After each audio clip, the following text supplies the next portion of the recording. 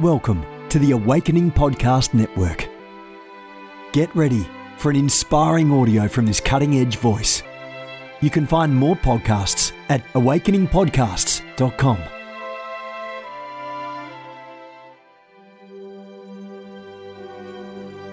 A reset of the prophetic movement is upon us. The second wave of prophets is rising in this hour. We stand at the edge of a new era in the prophetic. We're gathering the international prophetic community at the Global Prophetic Center, a hub for prophetic training, prophetic labs, summits, networks, and lighthouses. It's time for prophets to go deeper. It's time for seers to soar.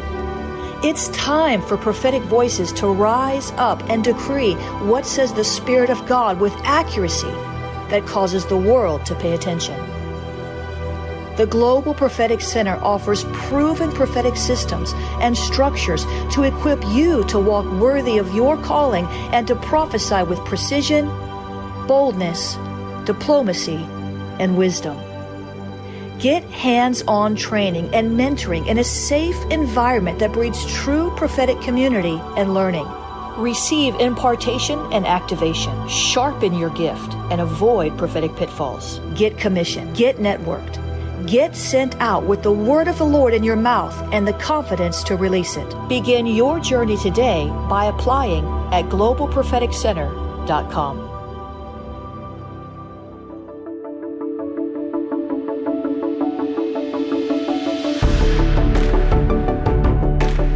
Hey guys, Jennifer LeClaire here. You can see in the Spirit. I want to invite you to take the Seer Activation Challenge. 30 days to clearer spiritual sight. I'm going to be on board doing Seer Activations with you, guiding you through biblical entryways and much, much more. You can opt to take the Seer Activation Challenge at tinyurl.com/Seer Activation.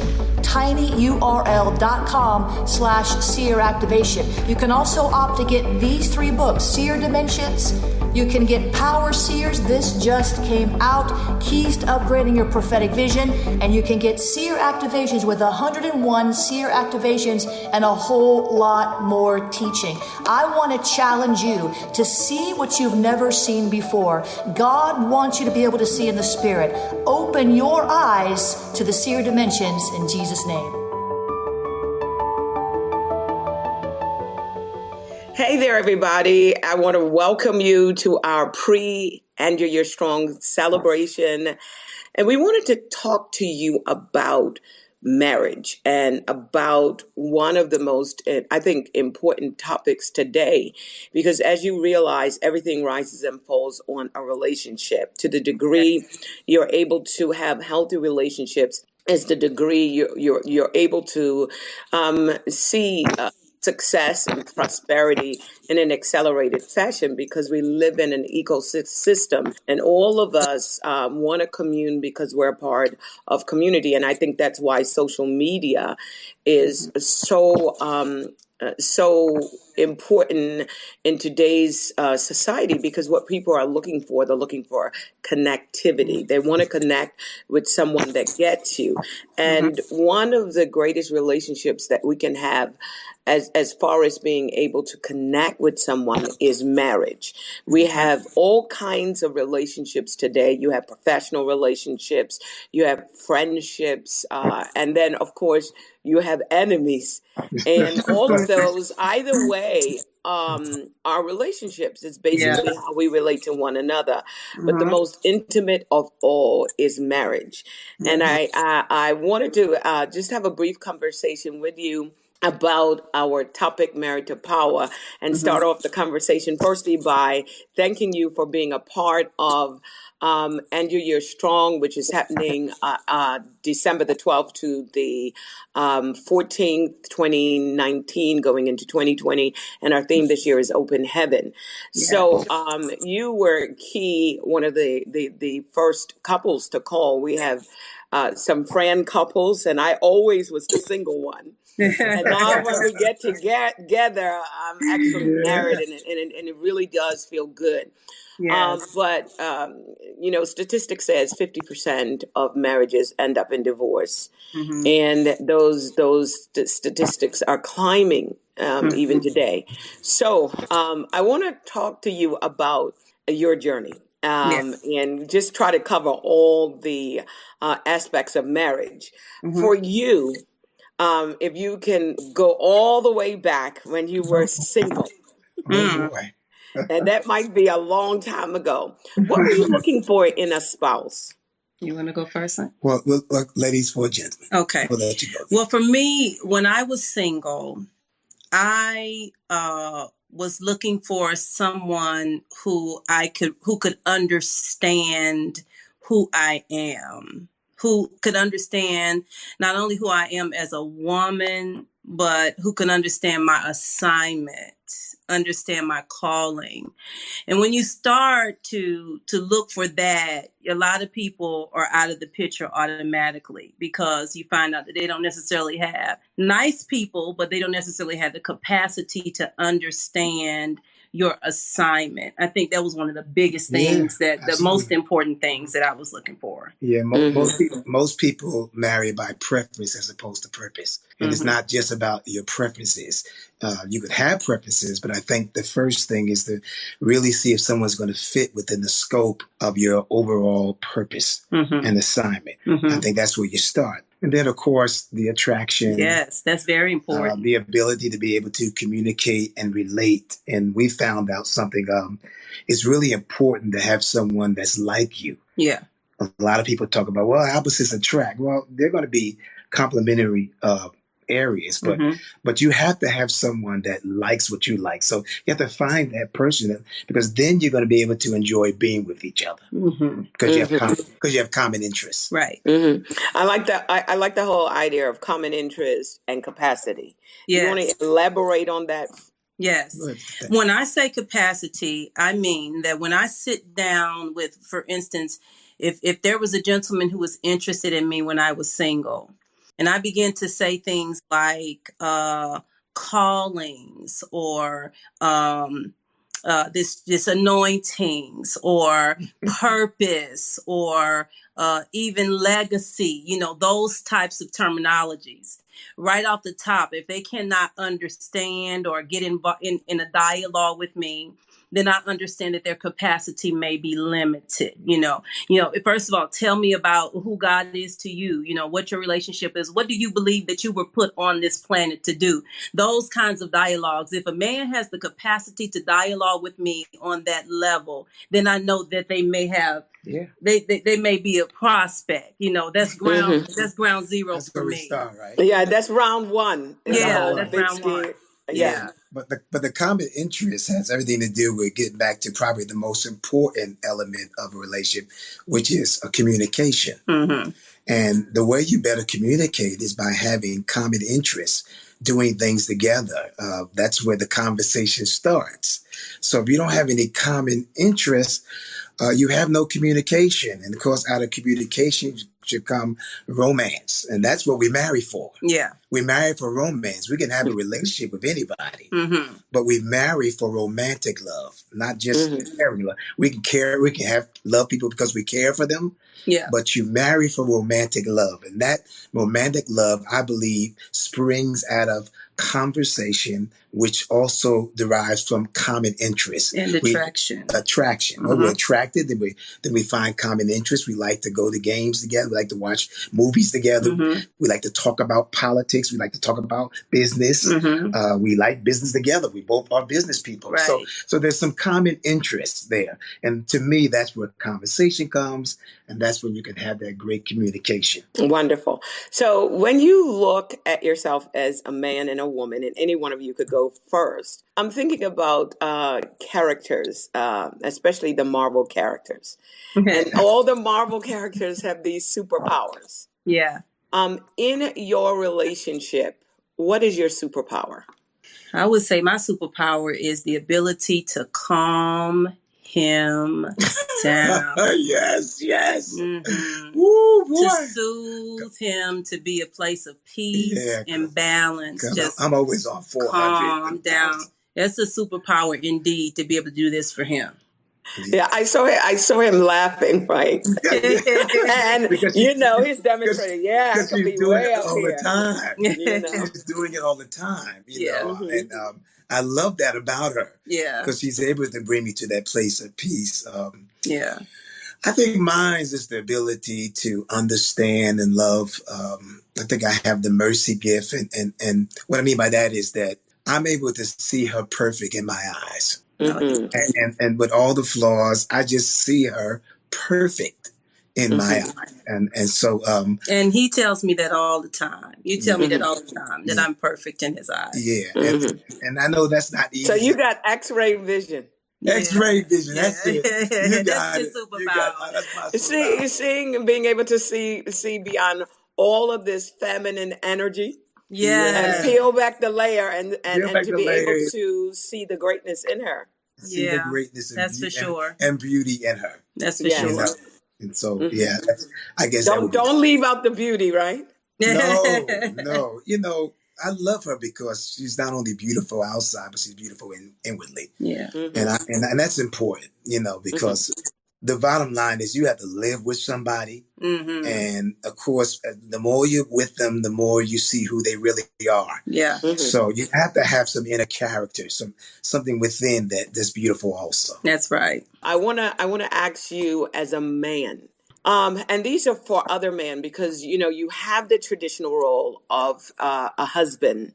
Mm-hmm. And would you consider your relationship a traditional one or a non-traditional one, and why? Ooh, very good question. I would say it's more non-traditional. Mm-hmm. Because, as you know, the generation that was kind of like before us, the man pretty much did everything, and everything just catered to him, his needs, his wants. The women in the marriage were pretty much relegated to just the home and serving his needs. I know our relationship has evolved to something greater than that. What I mean by that is that I'm able to celebrate her strengths. I want to push her forward also. I feel like we're better together going forth as opposed to me going out there doing my thing and her just serving my needs, almost like a doormat. I hate to say it like that, but that's a terminology that I have to use. Mm-hmm. We grow together. I want to celebrate my purpose, and I'm not in the least wise intimidated by her celebrating her purpose and all the gifts and skills and talents that she has. I want to push them also. Mm-hmm. So I think that's a little non-traditional. That's the and I'm still the head. Yeah, that's it. I'm still the head. I always say, like even if your wife handles the money, if that's the scenario in your marriage, if she handles the money, you still are the head. You're the president. Mm-hmm. She's just the accountant. Mm-hmm. So all these things we allow to, hinder us and frighten men or intimidate men for being the head. No, you are the president of your home. She just may have a different role. Yeah. You're talking about intimidation. Yeah. So married to power. Let's just flip the script for a moment. Okay. Married to power. How do you actually cultivate a relationship within the confines of marriage when you're married to a powerful woman? Woohoo! Well, this is for both of you. Okay. Yeah, okay. Well, I think, again, it goes back to love and respect. You certainly have to make sure that when you love somebody, you always want the best for them, the highest good. Mm-hmm. And that's what agape love is. It's sacrificing for the person's highest good. So you want their highest good, but the respect also to recognize, as it says in the beginning, that God created male and female. And so we're both equal in the eyesight of God. We just have different roles to play. And I think that's where a lot of marriages miss it because they don't have defined roles. And and defined roles is, okay, you're going to handle this in the marriage. I'm going to handle this. But we work together as a team. And so that's our word. We use that all the time. We are a team. Right. So the team elements, to me, cancels out the competition and intimidation. And for me, when you talk about cultivating relationship when you're married to a person in power, for me, my relationship with him is just as, if not more powerful than his relationship with those to whom he's assigned. Because he needs my relationship to him so that he can be the best of his relationship with the world. Do you understand what I'm saying? So yes, yeah. I cultivate it based upon the fact that there's no one on the planet that can do for him or that can be for him what I am. And when I am the best for him in whatever area of his life it is, then he can be powerful, the most powerful in the areas to which he is called to. And that goes both ways. Yeah, and it goes both ways. That goes both ways. Yeah. And that's why we always say that great ministry or business, whatever arena you're in, flows out of a strong, healthy marriage. Yeah. If we focus on ministering, cultivating, strengthening one another, and then we become even that much more effective to those inside. Yeah. Yeah. So, what has been your greatest challenge in maturing your relationship? The greatest challenge. Go ahead, tell it. I think, for me, my greatest challenge, and he's well aware of this because we communicate all the time, is creating and enforcing boundaries whereby we do not let the business of the ministry, our personal entrepreneurial efforts to invade our personal time and space. And that goes down even to screen time. When do we cut off answering calls, responding to emails, putting out fires? That is, to me, the greatest family time, with our children. That's the greatest challenge for me, is learning how to create boundaries and then enforce those boundaries so that we can make sure we keep first things first. That's good. That's good. And I would say my greatest challenge is really being there to be that comfort for her, that encouragement, because mothers, and she is a mother, and do so much.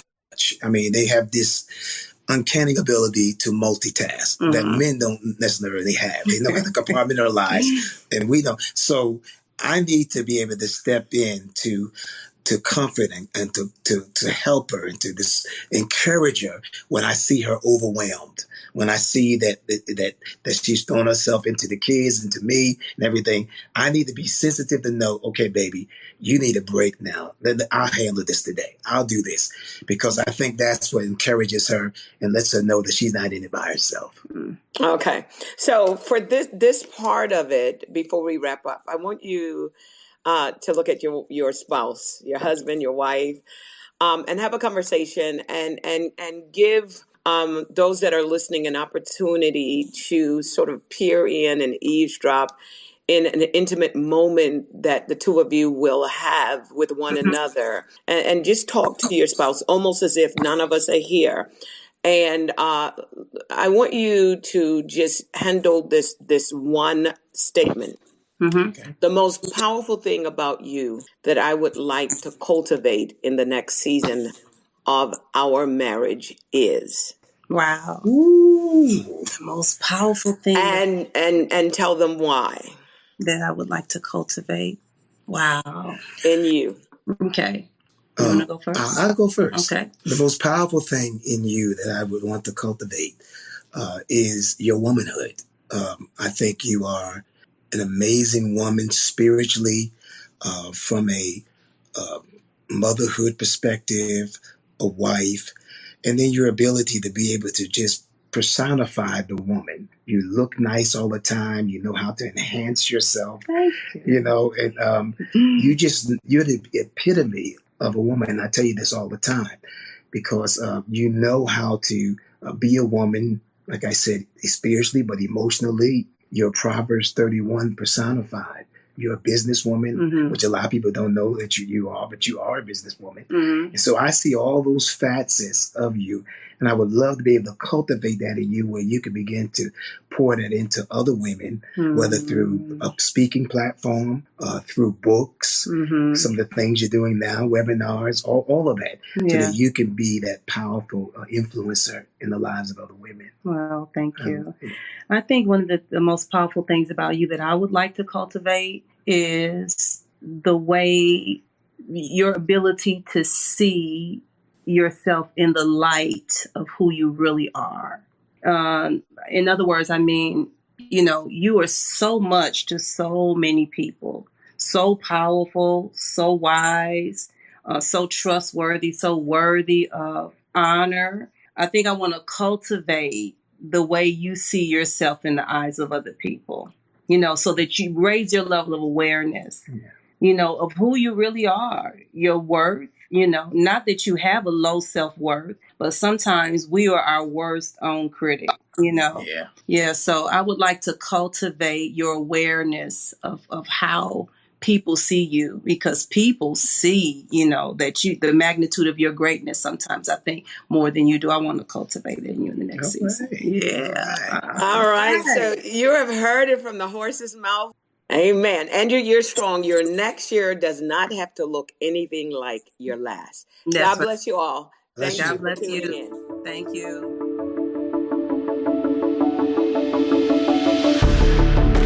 You have gifts. God expects you to use them. If you need training to school your gift, log on to schoolofthespirit.tv. You'll find training in spiritual warfare, prophetic ministry, prayer, seers ministry, writing, and so much more. Go to schoolofthespirit.tv today. You want to go deeper? Get equipped to overcome and walk in God's purpose for your life at Awakening House of Prayer's online campus. You'll experience an online family, preaching, teaching, and prophetic impartation for victorious living. We have over 1,000 members online, hungry for what God is saying and doing in the earth. Visit ahop.online today and join our family.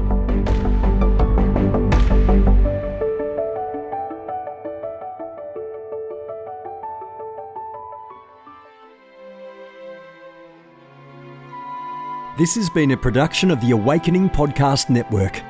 Jennifer LeClaire is the founder and owner of APN. Our heart is to inspire people and exalt Jesus with every broadcast.